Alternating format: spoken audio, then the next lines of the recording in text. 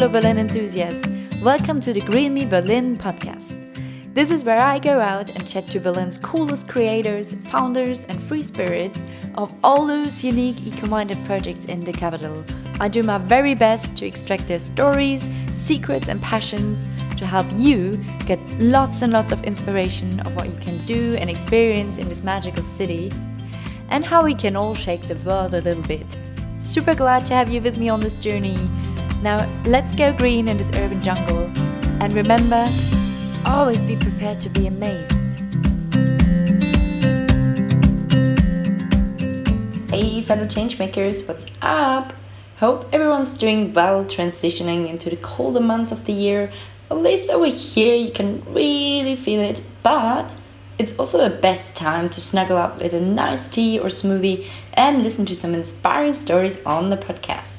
Now, I've been on a little bit of a B-Corp tour here in Berlin lately. In the last episode, I chatted to the co-founder of Soulbottles, which happens to be a B-Corp. And now, I thought I'd keep the line and ventured out to meet Martin Elwert, co-founder of Coffee Circle, who are a certified B-Corp too. If you're not sure what a B-Corp is, there's a really cool video explaining the whole concept, which I link in the show notes for you. Now, if you're from Berlin, I bet you've seen those cool coffee mugs with a mustache around in one or the other cafe or store over here. They're usually associated with Coffee Circle. Just some quick facts here. Coffee Circle is all about high quality coffee that's delivered right to your doorstep. They personally source top single origin coffee directly from the highlands in Ethiopia, and meanwhile also from lesser known coffee nations like Laos or Myanmar. They follow strict principles and pay the farmers prices that are really far above the world market price. And most importantly, they invest €1 per kilogram of coffee into social projects in the growing regions, with 100% of all the donations going into the projects. Now you really gotta listen up. So far, Coffee Circle had a positive impact on more than 39,000 people in the growing regions, raising €490,000 for their projects. 490,000! Just really take this in. And they're really transparent about this as well. You can read about each single project on their website. They really deeply believe in entrepreneurship as a driving force for development, which is also a key focus of our interview. Now, the green coffee is then shipped to Germany and roasted fresh here in their new roastery in Wedding, which is where I am right now, in the back room of the roastery of Coffee Circle. I tell you, it smells damn good. And you know, the Wild Wedding is definitely one of Berlin's most contrasting and therefore also most exciting neighborhoods. Man, I love to come up here. It's much rougher than other neighborhoods, but it's home to a nicely down-to-earth artists and alternative scene. So really perfect for all you roamers and explorers who seek for a more kind of authentic and pre-gentrified vibe, a bit more of the beaten track than Kreuzberg and co. And just recently we did one of our circular economy tour dinner experiences, and it's been one of my favorite ones really. Speaking of circular economy tours, if you're interested in exploring what a world with zero waste could look like and how creative Berlin projects are trying to make it happen, then make sure to join us on our next tour. It's happening on the 9th of November, and this time we'll visit some of the circular economy heroes in Prenzlauer Berg. Yes, they are there. It all ends, as always, with a yummy zero waste dinner, which is this time hosted by our friends at Oak and Ice. So come along, join us, and meet a bunch of like-minded people and make some really amazing connections within the Berlin scene. You can find all the details in the show notes, on our Facebook page, in the events calendar, and then easily book your spot through Eventbrite or just shoot us an email to hello@circulareconomytours.com. Alrighty, let's switch back to Coffee Circle. Sorry for a little detour. You know, not only is coffee something that many people obviously in the world drink, it's also one of the commodities that created the biggest imbalance between the wealthy nations and the developing world. And at the same time, coffee is without a doubt one of the most famous and widely spread fair trade products in the world. So it's definitely a great idea to build a social business around that. And Like this magnify really its possibilities to alleviate poverty, which is exactly what Coffee Circle is doing. Quickly, what's a social business? It's a business that is dedicating its entire purpose to solve a social problem.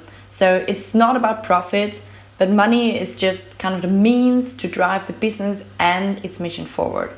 It's also often defined as kind of a new way of conscious capitalism. And what excites me about it is that it really has the power to address the most pressing problems of humanity without being dependent on donations or fundraising all the time. Now, there's a lot of different models and definitions out there. Of course, it's a pretty new concept. If you're interested in learning more, I can highly recommend reading Building Social Business by Yunus. He's kind of a luminary in this field, and he's founded the Grameen Bank, which is a bank run exclusively for and by the poor. It's really inspiring and visionary, and it's giving me so many ideas. And even though you may not agree with 100% everything that he says, if you want to learn a bit more about the whole idea behind social business, I'll give you the link into the show notes too. Man, it's gonna be long show notes today.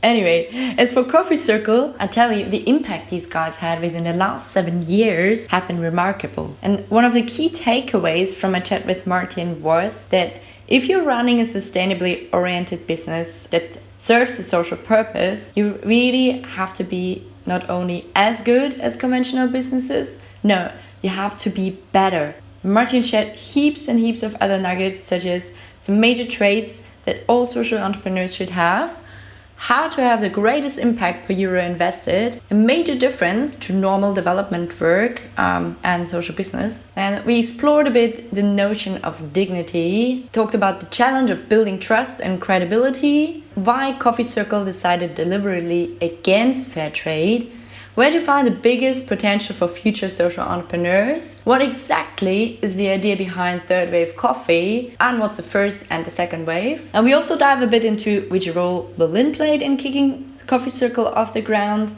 how the startup scene here in Berlin is shifting, and in the last section we talk about some of Martin's biggest learnings, including why it's so important to get expectations right. He shared the biggest crisis Coffee Circle had to face over the last year and what happened behind the scenes, and how important it is to be humble and appreciate the people around you and generally what you got.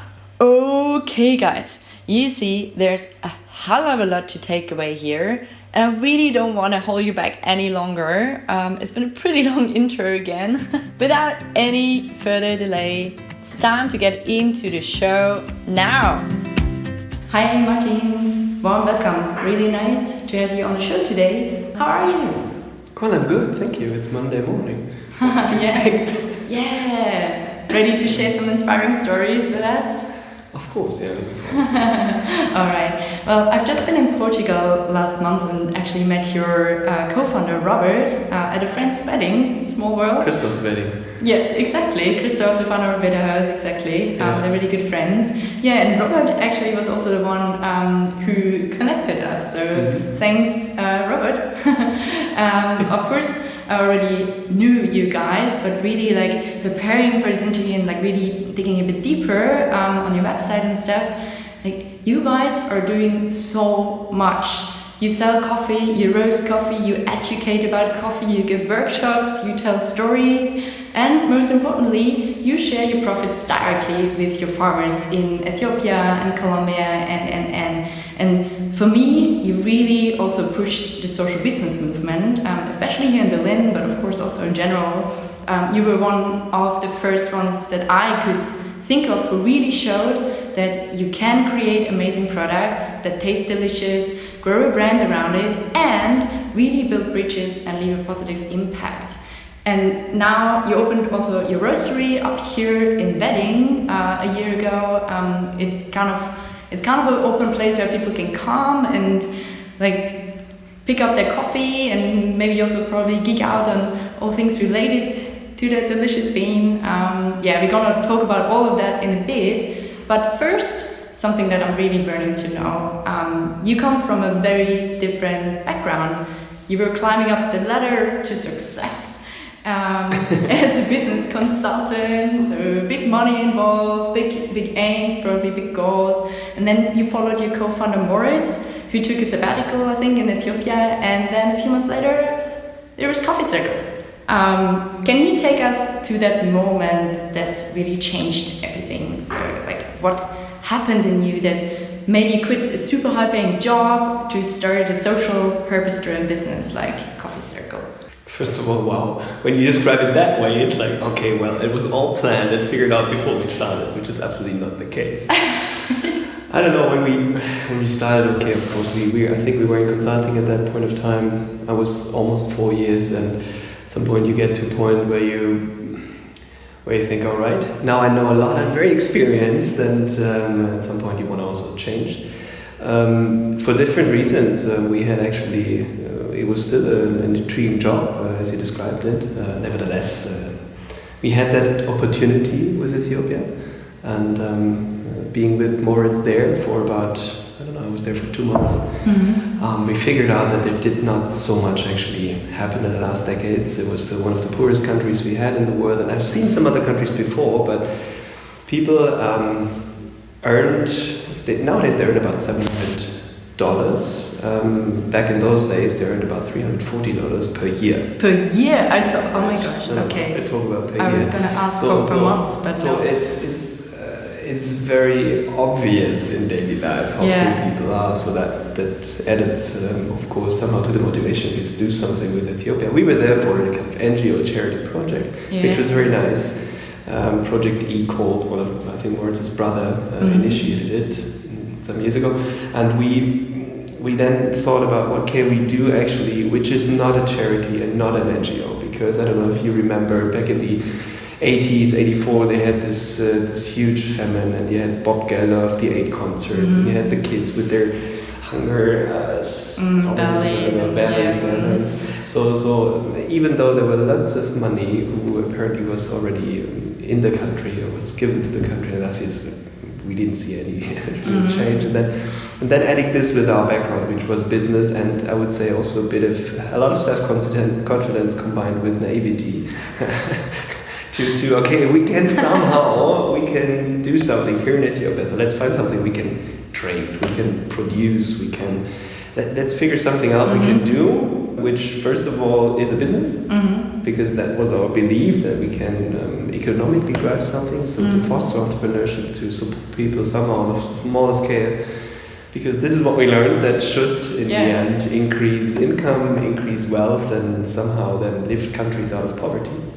Yeah, it's a new way of doing business. I mean, I would have asked you that as well. Like, why did you start it as a social business and not as like a non-profit or donation-based project to help people in Ethiopia? But I guess you're just about to dive into it. Yeah, that was it. I mean, we were convinced of that. It's somehow possible, but nevertheless, I didn't know the terms of social business back then. I learned it 2-3 years later through that.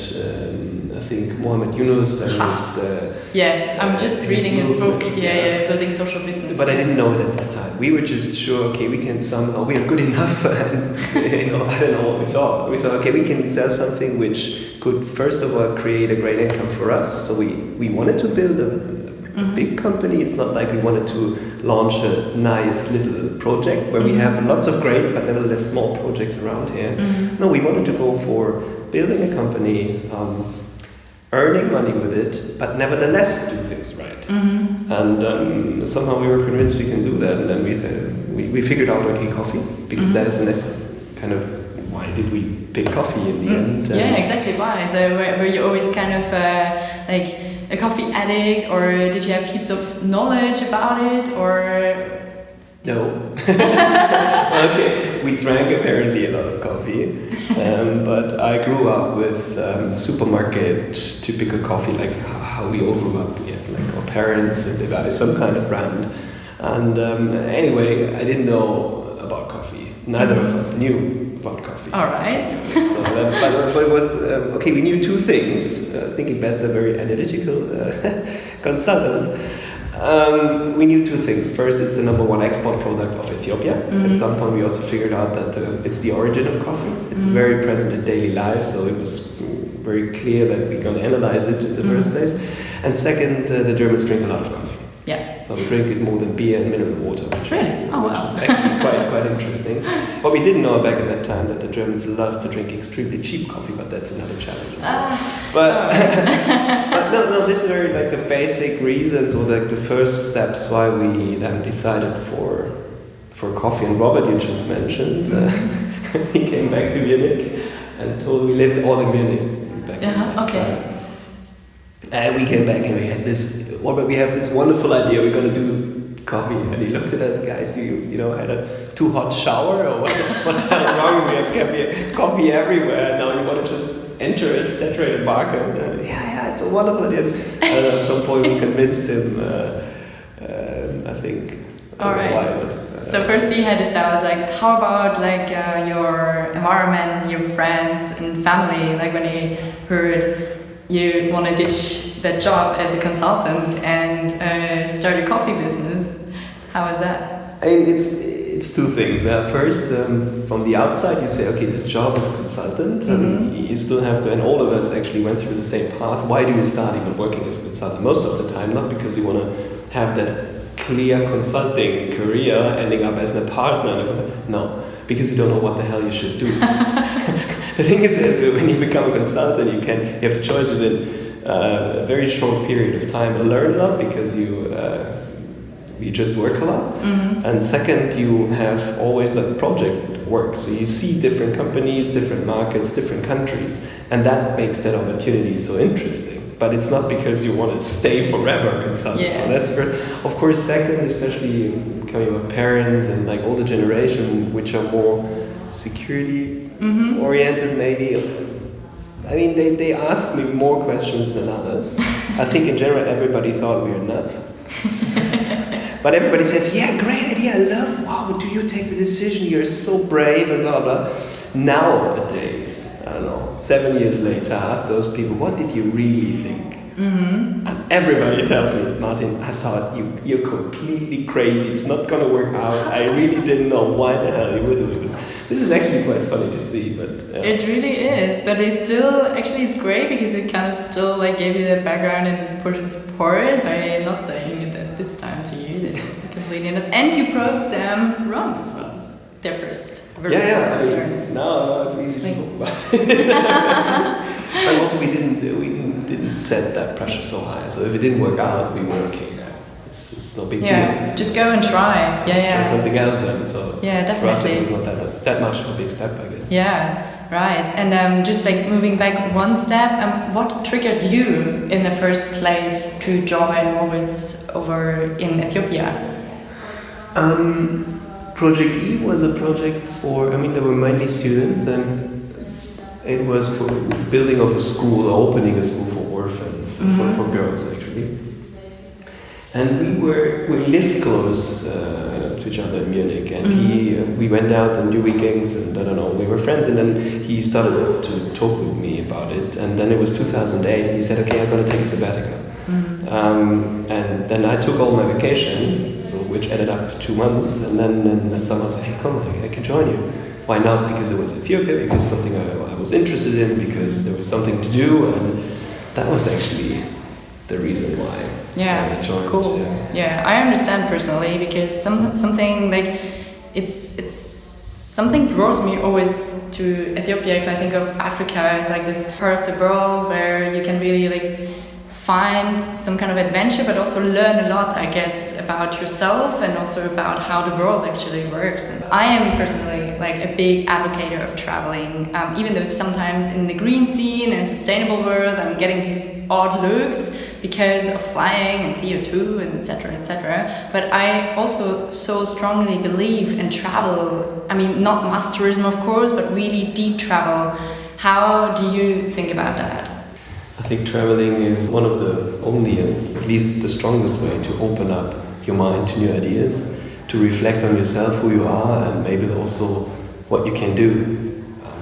I grew up in Germany, so I was extremely lucky. I went through a wonderful education, but not before I think the first time I went truly out of Germany was I went to New Zealand, 2000.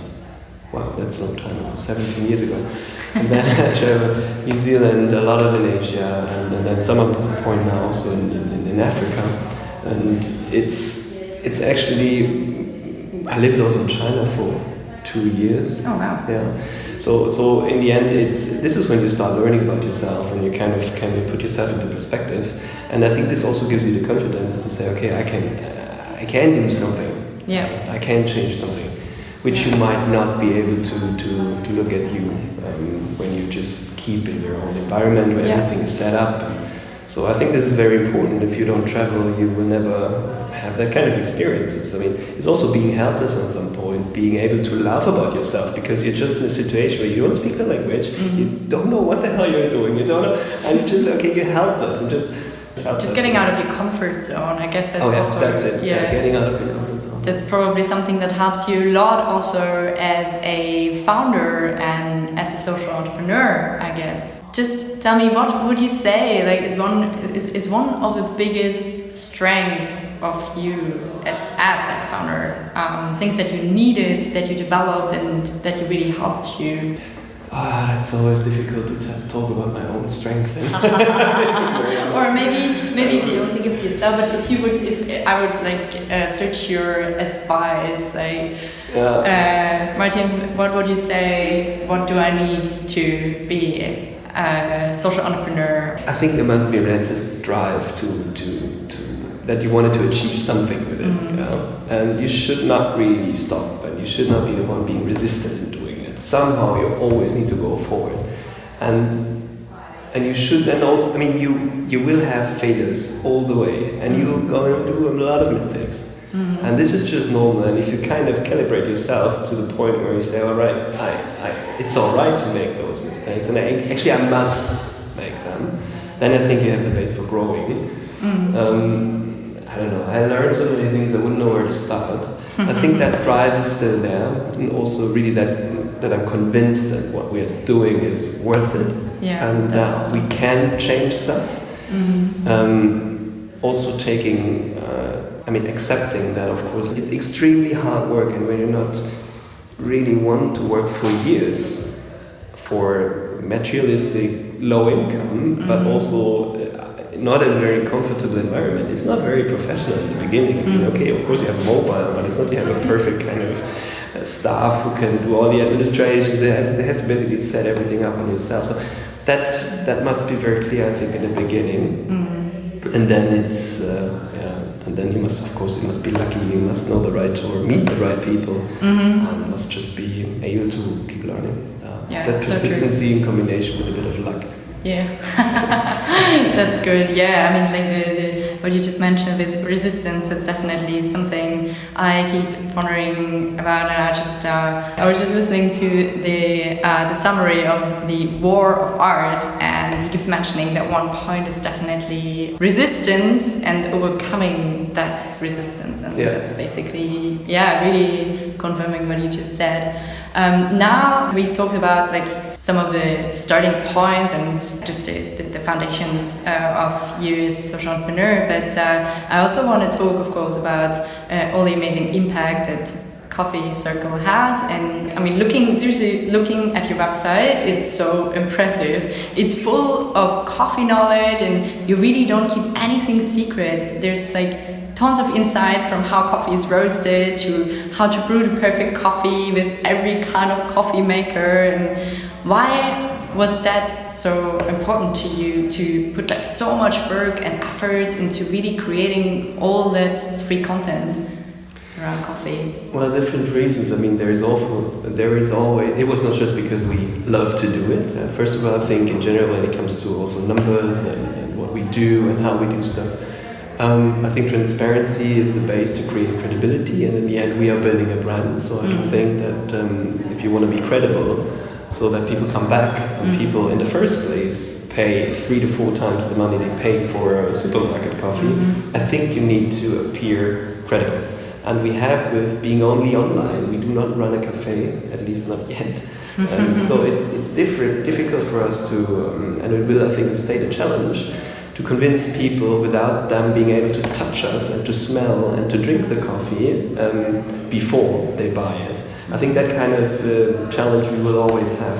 So I think we decided that transparency is very important, and to also put it in a nice way. People people understand it. It's easy to digest. Because in the end, we think about coffee 24 hours a day, and they might think about coffee 2 minutes a day, and still it should be all right that we get some messages somehow to them. I think that is very important. On the other side, of course, we have a lot of traffic on the website, and if somebody just maybe the first time he visits coffeecircle.com is okay, I want to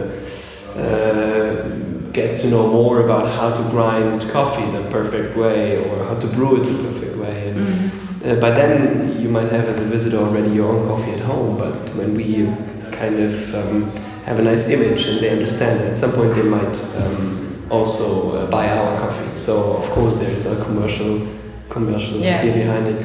But of course it's to argue because we for years spent so much time into that we I think by now must have probably the biggest website for coffee knowledge in Europe, if not further. Wow. But it's fun. But on the other side, of course, we hope also that some reward comes back financially when people just say, it's cool. I'm pretty sure. I mean, like really, there's so much added value by openly sharing all this extra knowledge, and it also shows that you really celebrate that product, coffee. It's this huge emphasis to it that it's not just a cheap commodity that you quickly wash down. And for me, this is really integrity. You really live what you do, and I really love that. Tell me, what is it apart from the coffee that makes you jump out of bed every morning and get to work? Well, I think the most important thing for me is having the chance to work in that kind of environment that is mainly the team members. I mean, it's a luxury to have built up that team, and now I think that, let's say, management level, I mean, we're not that big, but let's say a head of marketing and our CTO and head of coffee and head of logistics, those people of course. I mean, we work, I work with some of those people already six years, and I think at least more than 3 years. So there grows a kind of team, or grew a kind of team, which makes me happy actually to see growing. I think this is on a daily basis. I'm pretty sure this is the reason why I get up every morning. When you then rethink, I don't know, every half year, maybe every Christmas, okay, well, what the hell am I doing in general in life? Of course, you think about the impact you had, about what you achieved that year, and because that impact is very abstract when you're here in Berlin every day, going for your operational things, and then just always have in mind, okay, I'm like every month we create, I don't know, 50,000 euro or more for Ethiopia just by doing what we do. It's difficult to take that as motivation every day, but of course when you take time out, when you reflect it's there. We just passed the 500,000 euro mark of investment into Ethiopia, into building schools and all that we do. And so that's actually, I mean, it keeps growing, and just by you growing the company, I mean, that's the beauty of the model we have. Wow, 500,000, did you say, investment in the projects? Yeah. Wow, that's incredible. I'm gonna come to that point in a little bit, because that's of course also really, really interesting. But just quickly, because you just mentioned your team, what I really loved when I flicked through your website is that right underneath you, the CEO and co-founder, there are the people who roast the coffee on your team website, basically. Not the sales guys or not the marketing guys or whatever, but the roasters. Do you see them as your heroes, or how did it go? I don't know if there's any thought behind putting them first, to be very honest. But of course, it's at the core of what we're doing, and we started at our own facilities about a year ago, and it changed a lot the entire perception of who we are. So it was very important for all of us to have it now here in-house. I mean, we roasted on different facilities before, so Hannes, the head roaster, roasted that before, but that's different. Yeah. So, and coffee is at the core. It's about selecting the origins we work with, picking the right coffees, creating roast profiles, and then also roast them every day and every week, and keeping up the quality of it. And this is something which is at the core. I mean, if it doesn't taste good, you can do good wherever you want. People will not buy again. Exactly. So, man. I mean, there's so much behind it. I just saw it just before when we were in the roastery, basically, and like I think it should be at the essence. And I love that you say that of a sustainably oriented business, not just making something and it's sustainable and then hoping people buy it just because of that, but of course it has to taste good to really make an impact, and then on top being sustainable. I think that's definitely like really important. I think you mentioned something very important when it comes also in the discussion. That discussion I have very often with in that social entrepreneurship scene. It's not that you define your business as a social business and then you have a USP. This is just in very rare cases actually true. In the end, you have the challenge that you need to provide a better service than normal businesses, must have a superior product, you must do everything right, as all the other businesses, but at some point you put something on your shoulders where you're, I don't know, more ethical, to break it down you pay more money, or invest more time, which costs money in the end. So you need to be just a lot better in order to achieve that kind of, whether it's sustainability or social consciousness or whatever. So this is something I come across unfortunately very often, because people have a lot of motivation to do the right thing, but haven't figured out yet that it's not just because you do something good, people are going to buy it. Yeah. And I mean, we have that argument all the time. How much emphasis do we put in communication on what we do in Ethiopia versus how much we put on, I don't know, videos, how you prepare a cappuccino? To be very honest, if you put something out, okay, we build a school for 1,000 kids in Ethiopia versus 5 tips for a perfect latte macchiato or whatever, you will have 10 times the clicks on the latte macchiato versus the school. So this is just, this is the reality. And also there are several reasons why I fully understand not everybody wants to be involved in all those poor people in other parts of the world. So you must be very sensitive in the communication of it, and so you also must be, I think, very sensitive in what to expect from the social aspects or the environmental aspect you include in your business model. And this is not, I guess, well, from my experience, I would say this is never a key success factor. Yeah, wow, that's super, super interesting actually. And you have to be always like that notch better and like putting so much effort into it. And I think also I agree, I think this is how many sustainable businesses fail, or sustainable projects, because they think, oh, okay, this is our mission, this is our cause, and we do this, but then if they don't think about the right resources, the right skills, the right people, and all of that, and just create an awesome product that people want, just not looking at the sustainable fact, then that's what's keeping it in the small niche and not actually bringing it to the masses. I mean, there is other areas where you have USPs, and this is when it comes to people. I mean, you can hire the best people, and they really want to work for you because you have a great cause. Even though in the end they build a perfectly commercializable whatever product, but they know why they do it for. So you have a USP in talent. You attract. You also have a different standpoint when it comes to financing. You have different sources to finance your company. There are not much, but there are more and more social impact funds. So also there you have access to, and also in Germany especially, you have a lot of family offices, and they did a lot and invest in charity in the past, and they see the appeal of social impact investments, and then there is more money you can attract much better when you do it right. So it's not that it's not when it comes to product and service or something, because people usually don't buy because you're fair. Yeah, so true. But as you say, there's more and more funds there. There's also more and more people who want to be involved in that and creating a great product, but also being fair and sustainable. So I think generally it's headed down a good path.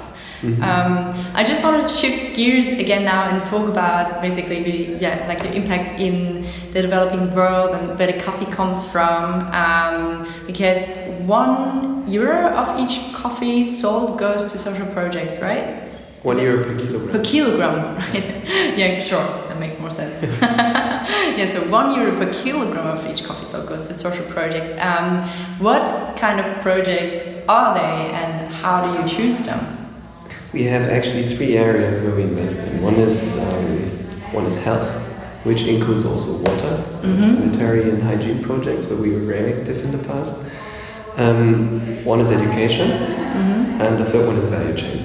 So it's training basically farmers to improve quality. Oh, cool. We did in the beginning, I mean, let's say we started with, I think, building a well, and that was very small projects. Then we equipped some kind of small health posts in Ethiopia. So learning by doing, do also a lot of mistakes. I don't think the well is working still. Well, actually last time it wasn't working, we still try to fix it anyway. I think the first larger project was building a school. Yeah. So that was already 4 years ago, 3 to 4 years ago, and equipping a hospital with electricity. And now in the last 3 years we have one larger project which in total will cost us €680,000, and it's a wash project for almost 20,000 people. So a wash project? Wash. So we develop wells. So wash is water. Water is sanitary and hygiene. Sorry, too much into those abbreviations. So we develop wells and we install pipes in 4 communities. In Ethiopia, or in Ethiopia? That's southwest Ethiopia, and that will be finished by end of this year. So this is gonna be, amazing to see it. I didn't see much of it. I just saw the wells, and now apparently all those water kiosks are installed, and we have, let's see it end of the year. I mean, in 2 months, so we'll be in Ethiopia in December and see it. And that's gonna be very, very cool. Yeah. And now when we switched from, we added more, and we now started the first larger project in the value chain. So we're gonna work with 10,000 farmers, also in Ethiopia. In order to, over 3 years, in order to train them in how to, in agriculture practices to improve quality and yield, and also in accounting leadership, so that basically the management of the cooperatives gets better, so that the payments are clear, cash flow flows the right way, but nevertheless they, in the first place, get more for their coffee. That's amazing. I mean, that way you really... Sorry. No, it's going to be interesting. And apart from that, we do in Colombia some quality improvement projects. So we build a lab for them. So because they're much further developed, so building a school in Colombia, or it's not an issue, education, nor is water supply an issue. So we have to deal with the different origins and what to do. We try to figure out a way how to have the greatest impact per euro invested, and of course then you end up investing more in Ethiopia compared to more developed countries. Amazing. That's really, really, really powerful and, I don't know, exciting. I mean, you just mentioned that you're excited to go and actually see it. Of course. Of course. I mean, I guess you've done it in the past with other projects that have been finished or have been done. How is that? When you initiate a project and you do it maybe from here or from Berlin, whatever, and then it's finished and you go there, how does it feel like to be there with the community? What kind of reaction do you get? And how we come up to define those projects, I think, is important. It's not that we say, okay, we are rich, you're poor, you can afford a school, we are so nice, and we give it as a present to you. No, it's understood, and that's very important. And this is also a major difference to normal development work. That's understood as part of the compensation for the great coffees they produced before, especially when it comes to where we build schools or we do wash projects. So it is already their project. Of course, we channel the money back, but it's also understood that without them producing those great coffees, there wouldn't be a school in the end. That's great. And this is a big difference when it comes to how it's perceived. First of all, the commitment to the project, the participation of the people. We always expect something from them, whether it's stones, sand, transport, any kind of help in construction. And also it's the only, I think, dignifying way, which it's a very big difference in to make it, the dignity they feel in creating it themselves versus we come and say you are so poor, so we presented. So I think this is something we do not really push, I think, but this is what I see. And I'm actually most proud of that in the end, it's not only the school which is there, but it's run and operated by them, and also they look for it, not only that it's not misused or that it's whatever, but also that they kind of keep developing it. And this is, I think this is the core, which we didn't expect them in the beginning. But that's a dignifying kind of. Totally. I mean, totally. It makes so much sense. You know, I mean, that's also the thing about the empowerment model that is possible, like through social business. There's not just say, okay, we give you lots of money and just fix something. I think that's also what Mohammed Yunus is actually really advocating, is empower people to do something and to learn something so they can actually improve their lives on their own, and giving them this opportunity, and not. It kind of totally, of course, hurts dignity if it's just as, here we are, the big, wealthy white man, and this is what we do for you. That's really, really amazing that you take this approach as well. It's one story. When we built the school, for example. I mean, it's a proper building, so you never know who is when you go back, who's gonna use it. And there was one story during the building of it. We didn't have transferred enough funds for it, and it was also a kind of problem to channel funds to it, to just transfer the money. So we said, okay, can you basically pre-finance some kind of construction? So the responsible teacher went through the community and collected money from the farmers and actually pre-financed some kind of construction work, just by the word, we are going to pay you back. And this is something, when you talk to NGOs and we tell them that this happened, they say, what? This is just absolutely insane. It's not going to work. It worked already. And then we opened the school, and then the government apparently had to send teachers, because we don't want to create any dependency. So teachers and staff, this is kind of clear before we start investing, that they send them. Then, of course, the confidence of the farmers who built that school is like, hey guys, you promised you're going to send teachers now, so we don't need to do anything. They are so confident and so empowered that they kind of demand what they were promised. This is the second. And then personally, I went with my sister and her husband. Because usually you come when there's a great celebration. I don't really like that. That's nice because it's for everybody kind of a cool symbol. But what was, I think, what's more worth for me personally was coming with my sister, I think 4 weeks after, not telling anybody we're coming, and you have to hike there about an hour from the last street. So we went there, and I was like, okay, what's gonna happen now? Is there somebody at school? Is there maybe is it not used? And actually arrived, and all the classes were running. There were teachers in there, and it was like really. Oh my god! So okay, wow. It somehow seems to work. You don't know. We're not there 350 days a year in order to control after we finished the project. So that must be proud of them as well. That was powerful. It's kind of this, already. When you just tell me, just imagine that really goes in my heart. It's would have been also very embarrassing for me in front of my sister. All right. Yeah, cool. Yeah, I mean, now you were also mentioning, or you were talking about that part of empowering farmers through sharing knowledge, developing skills in terms of yield and everything. I just want to quickly talk about like fair trade and like those labels, because I don't know, is your coffee fair trade? No, exactly. And so there is this whole discussion always about the fair trade labels or the bio labels and all of that. And people go like, oh, is this fair trade? Oh, no, I don't want it.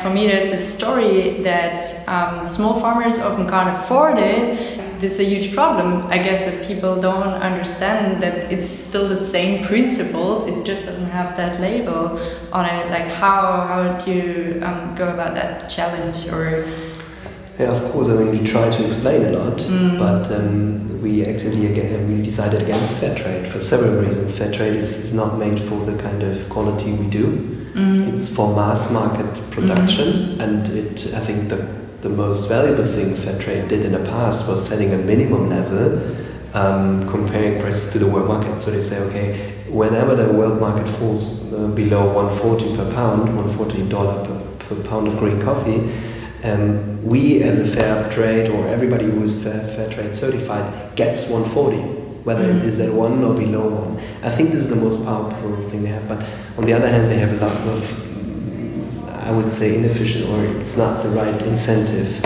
if fair trade sets for farmers. In our case, and I'm really talking about high quality coffee and not about plantation coffee in Brazil, for example. There is no quality aspect in fair trade. At least it's not the focus of it. The cooperatives have to pay for being certified. Yeah. And then you are in Ethiopia, and then we did this with the organic certification. We have some organic certificates, but you end up there and you meet cooperatives. Okay, in Ethiopia not, because they don't have the money, but in Colombia, for example, you see cooperatives that have 11 certificates.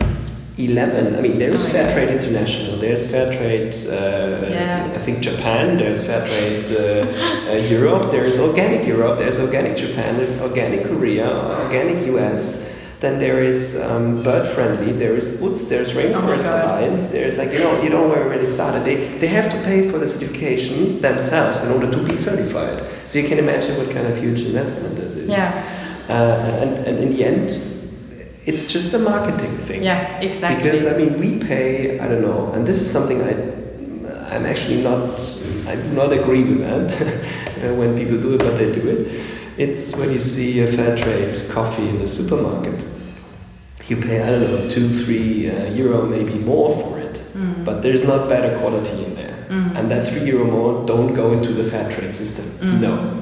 It's just not true. It's a defined fee which goes to the fair trade organization, and that organization is just responsible for the premium you pay in green comes to the farmer, which is again a very small share. So we're not talking about euros, we're talking about 50 cents or something. So I think that premium in marketing, and this is also really contradictory somehow, that premium is not going to the farmers. Most of the premium you pay for fair traded coffee goes to the supermarkets or to the brands. So it's a thin line, because it's good. So I do not want to argue against it. I just think more transparency and kind of questioning if it's still the right model would be wise. It would also be important to establish a proper model that you consider it country by country. It doesn't make any sense to say, okay, this is the world market price, and now one fits all. Because every country has different cost structures. Every country has, some are landlocked, some have a port. So it's the production per tree is completely different. In Ethiopia, is about 1/4 of trees in Colombia. So you can imagine you have to go to 4 trees instead of 1 for picking the same amount of cherries. So all of that comes together when we talk about price. So it's a start, but it's not the future. It's just the future because lots of, I think, brands will, when they do want to do fair trade, go the easy way. The easy way is buy a certificate. But fair trade is also a third player, it's a for-profit company. Right. You just mentioned the future. So taking in all the different things that you do, where do you see a big potential in the future for you as Coffee Circle, but also maybe on a wider scope for people wanting to create social businesses or projects that make a difference out there? Like, what would you think is where lies big potential? I think in general, before I come to coffee, in general, I think in food we do have a lot of potential still. We do see all those. It was a one-way communication. It was supermarkets with the brands build up one way. If it comes to coffee, it's Dalma Podomo with vollendet, veredelter Spitzenkaffee. It's the same slogan. It's not the best coffee you can get in the world, for sure. No. Actually, the quality increased for the last 3 decades. Okay. I think in food there's a lot of potential. Not only new food, but also to rethink food. It will become, of course, much more expensive for all of us. This is just normal. But I also think in general it's just been too cheap. That's the thing. People just got used to this, especially in Germany. I mean, look at our crazy discounter culture. I think the awareness of people in terms of food will increase. They will question more and more and realize, hey, it's just a different way to go about it. And when it comes to coffee, there is one movement which, well, we call it the third wave of coffee. I mean, we had the first wave, it's more the mass market, available coffee everywhere, cheap, extremely low quality. This is the supermarket coffees I was talking about. Then we had that second wave starting in the 1990s, which was massively driven by Starbucks, so espresso-based drinks, cappuccino, latte macchiato, and all of that. So that was more the second wave. Interesting. I thought it came from Italy or whatever. And now we're talking about a third wave of coffee, and that is because the first two rather focused on either roast or especially price, and now it really comes to a culture of in every step in the value chain, from crop planting, from agronomy to preparation of coffee, and there are different ways to prepare coffee, sun-dried, not sun-dried, and there are also new ones. Sorry, I forgot to mention the plant varieties, which will also play a role. To roasting, to serving, everything along that chain to really think about quality first, which creates in the end an entirely different experience in your cup, because it's not the dark ashy roast as you have when it comes to one of those big brands we know. No, it's about origins, and it's about how a Kenyan coffee tastes different to a coffee from Indonesia, how the roast affects basically the sweetness or whatever of the coffee. So it's something we deeply think about, we experiment, and this is on a very, very early stage. We see it the US is about 5 to 10 years ahead of us. We see larger specialty roasters, the names are, I don't know, Blue Bottle, Stumptown, Counterculture, Coffee Intelligence. We're about 10 years back in Europe, I would say. Wow. But this is a development we see, and the nice thing is we're just at the beginning. I mean, the base of coffee is about 800 aromas. Wine has about half of it. So now you look in the supermarket into the wine offer, and you have in, I don't know, the Rewe here in Berlin, the new one who just opened in Mitte, I don't know, they have like for sure 400 different types of wines. And also it's important in wine where it comes from, how it was actually prepared, what year it was. So all of this, and this is exactly the same reasons why coffee is also different. It's the year, it's the soil, it's the sun, it's how you prepare it, how you roast it, and then how you brew it. And if that parallel holds for the next years, I think we can expect a major shift in coffee consumption everywhere. Nevertheless, we will have to pay much more for our coffee, but you can today also buy a bottle of wine for €2 and one for 50.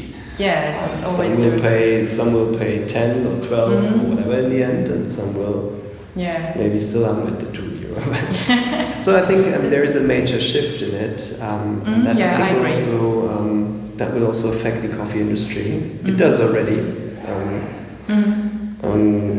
When people actually start to spend more and start to question what's behind the coffee, because 100% Arabica is just no sign at all for quality. It's a marketing. True. I like that. Extremely bad Arabicas out there.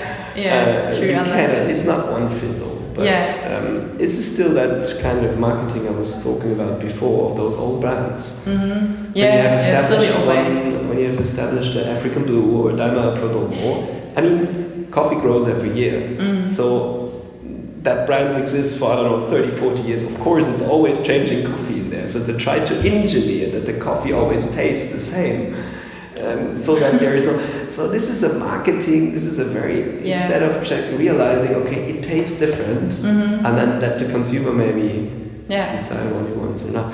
I think that's definitely a good point. Like that consumer wants to decide what they want, what they drink. They want to know what they drink or what they consume. And I love that you mentioned that big potential in food, because I totally see that, and I'm very passionate about everything that comes towards rethinking the way we eat and how things are grown, and just like seeing how much power we as consumers have in that now. Now there's so much knowledge out in the internet. You spread lots of knowledge through your website, but also in general. So I think, the food industry, the more traditional one, they really have to change a lot and change something. Cause it's going to be very difficult for them.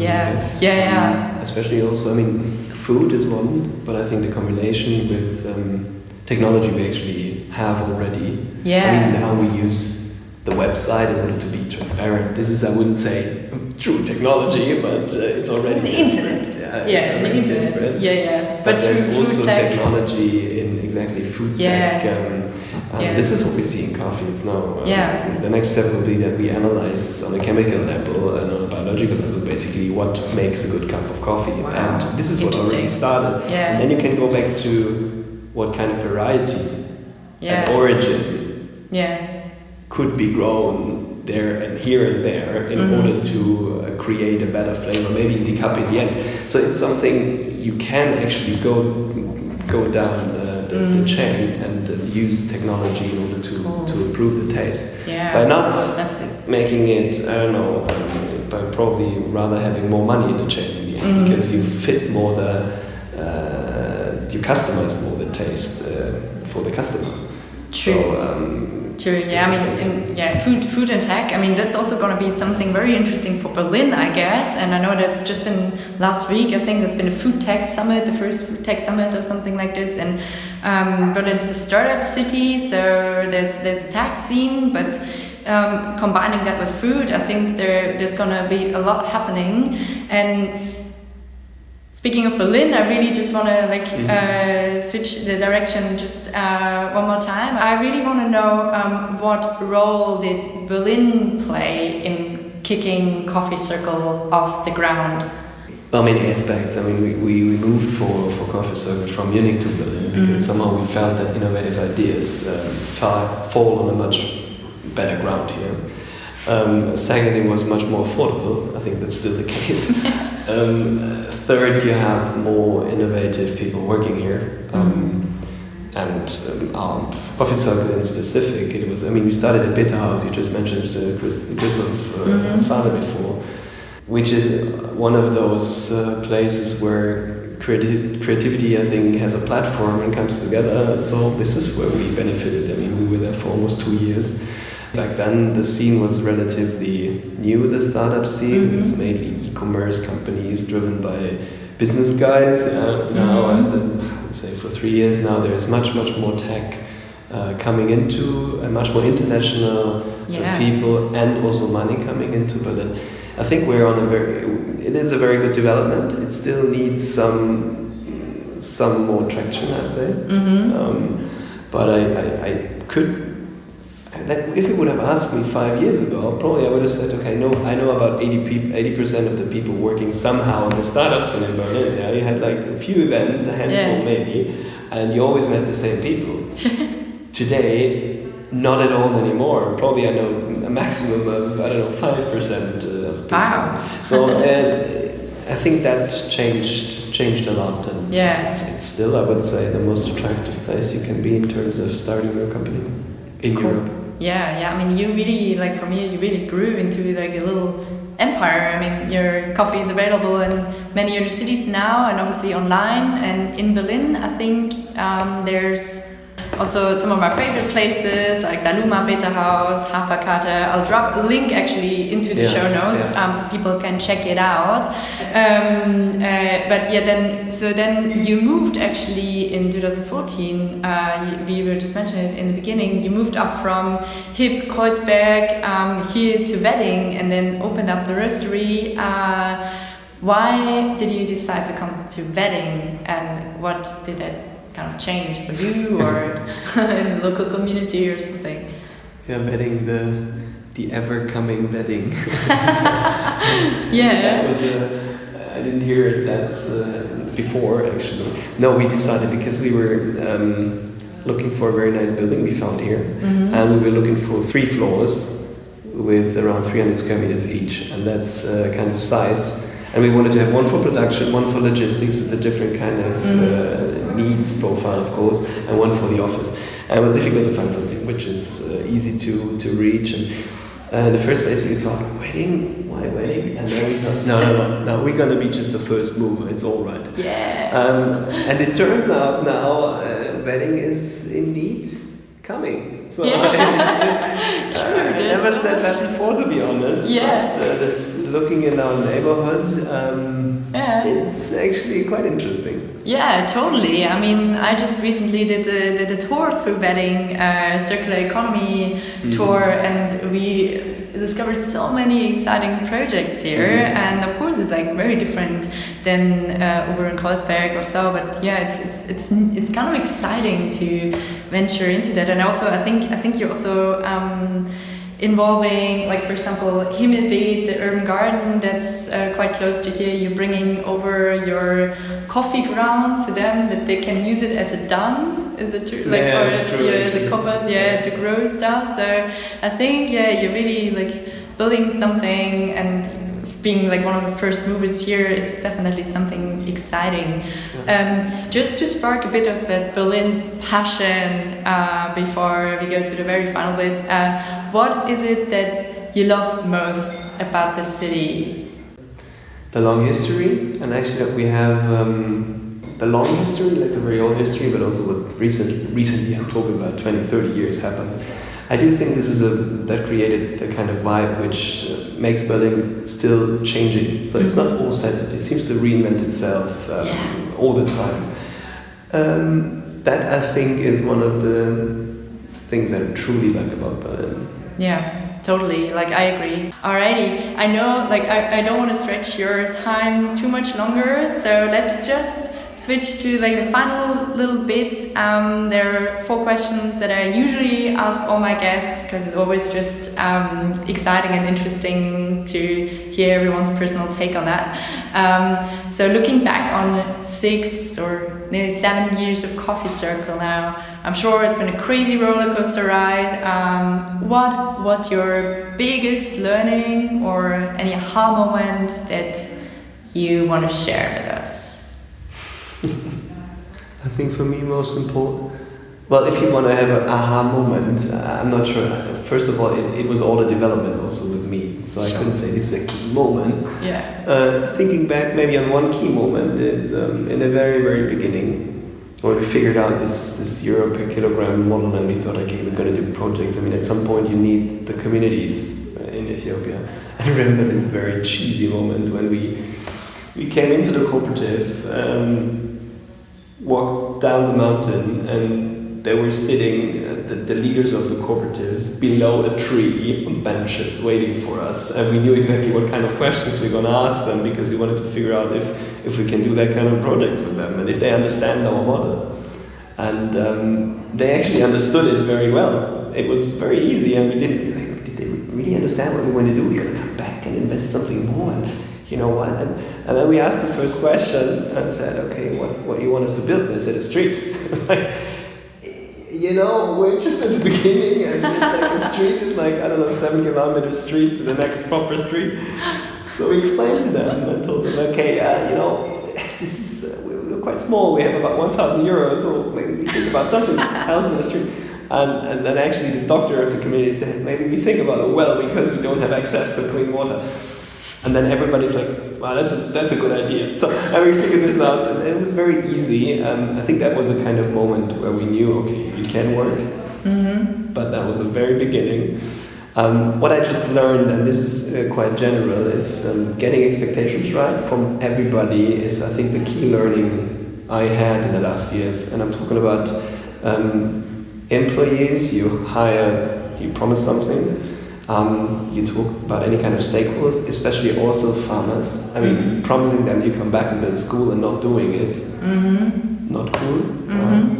But I'm also talking about investors. So getting all that expectations right is, I think makes you much stronger in everything in the end. And it also prevents you maybe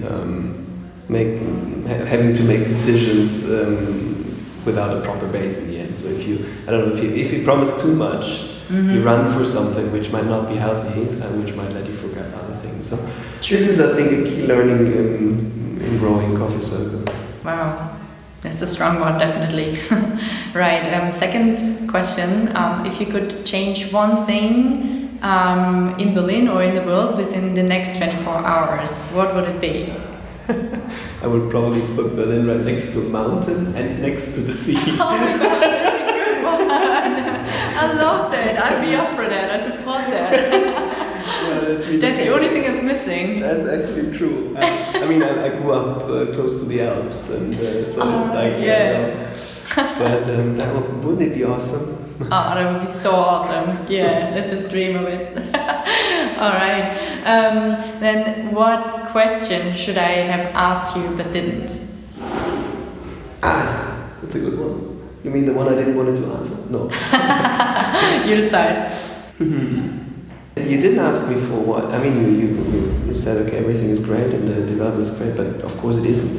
Mm-hmm. So you didn't ask me what was actually not great at all. Okay, tell me. Actually, the truth is that what you sell and what is so positive, of course we have a nice development, but behind the scenes, there's always a lot of pressure, and there's always ups and downs.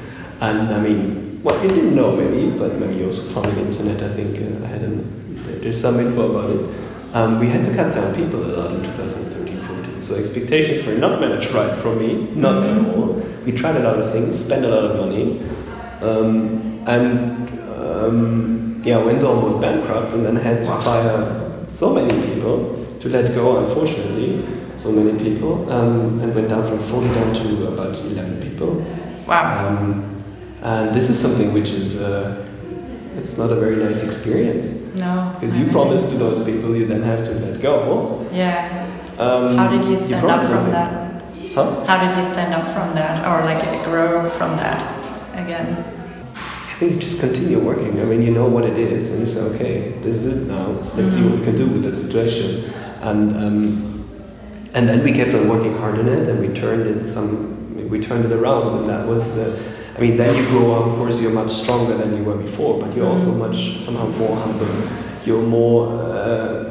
You appreciate also what people do for coffee circle a bit more. You not always push only, okay, let's go for it, but you really rethink, okay, what are your strengths and where you really want to, what you're capable of going, what can you truly do. And I think that made us a much more valuable company in the end to go through that process. But for everybody, because most of the people working at Coffee Circle, most of them actually didn't work for another company before.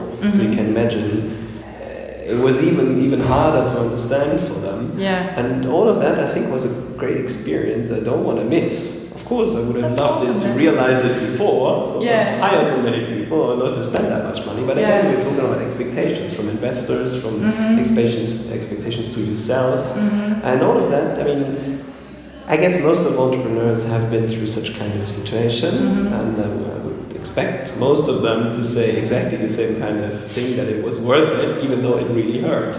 Yeah, I love that how you put this, because I mean, I can totally like feel and imagine like you're sitting here and talking about this really actually like deep and like of course negative experience, but you're like, I don't know, you're saying this was awesome. This was, I mean, of course not all of it, but like right now, looking back, it's just been like a great experience and really like makes you even more like what you are now. And I think that's a really important point. That's great. All right, final question. If there was one thing you could pass on to the Green Me Tribe, to the people out there, like just anything that comes to your mind, any message, any statement, what would it be? Maybe we don't take yourself too serious all the time. I do take myself serious, to be very honest. But still, I think sometimes it makes sense to just realize, okay, it is important, but somehow get it calibrated. Yeah, I totally 100% sign that. It's a brilliant takeaway. Martin, thank you so much for really letting me dig deep here and being so open about everything. It's been an absolute pleasure for me to chat to you and hear more about all those amazing things you do and that your team creates here, and yeah, just also a bit what's going on in your mind. And yeah, it's just really inspiring to see like how much you care and what you build up there. And yeah, I'm very excited to follow your journey and see what comes next. And I hope that many people out there get inspired and motivated, that our future is actually pretty awesome and everyone can really have an impact out there. At least that's what you clearly prove. So yeah, please keep up the energy and all the best for you and your team. Oh, thank you very much. Thank you very much for coming. Thanks so much. Boy, oh boy, oh boy. There's quite a lot to digest here. It's been great to chat to Martin. Hope you could also draw a lot out of this interview. And there's still so much more to find out about what's, how's, and why's of Coffee Circle. So do watch out for lots of awesome videos and brilliant content on their website and social media platforms. That's what they're really strong at. Now, I'd be super curious to know what you think about the whole idea behind social business and the way Martin and Coffee Circle live it and put it into practice. Or do you even have an idea in mind for your own social business? I really want to know it. So please get in touch, leave a comment underneath the episode on greenbeberlin.com/podcast-coffee-circle, or write me on Facebook, on Twitter, or by email, whatever is best for you. Social business, what's your take on it? As always, just a few quick final shoutouts before leaving you. As mentioned in the beginning, it'll be a pleasure to see you on our next Circular Economy Tour and Dinner in Prenzlauer Berg on the 9th of November. So check out the details and grab your ticket now. More tour news from the Green Berlin universe. We just updated our tour website with lots of great routes and experiences to choose from. So if you're looking out for a unique experience within the Berlin Green scene, check it out and get in touch with us. If you took value out of this episode, please share it out with your friends and leave us a short review on iTunes. Your feedback is really important to make the show better and spread the message to more people. And lastly, if you want to stay up to date with the latest interviews, green events, tours, and our explorations in the Berlin Green scene, then sign up for our monthly newsletter. We got a little thank you if you do so. We'll send you our best of guide to 7 awesome eco-minded places in the city for free. To get it, just go over to greenbeberlin.com/newsletter. That's it! Thanks so much for listening. I tell you, good times are coming and we all have the power to make it happen. So now go out and spread some good green vibes.